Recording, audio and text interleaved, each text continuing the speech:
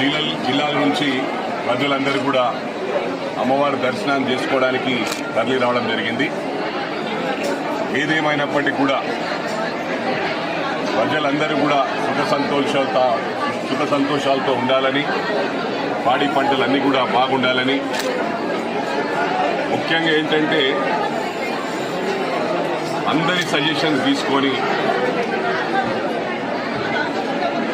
యాదాద్రిని ఏ విధంగానైతే డెవలప్ చేశారో అదేవిధంగా మాటల్లో కాదు చేతల్లో చూపిస్తాం. ఎందుకంటే ఇది కొత్త ప్రభుత్వం, హార్డ్లీ 2 నెలలే అయింది, కొత్త సంసారం కాబట్టి గౌరవ ముఖ్యమంత్రి గారు ఇంకా అడ్జస్ట్ కావటంలో ఉన్నాడు.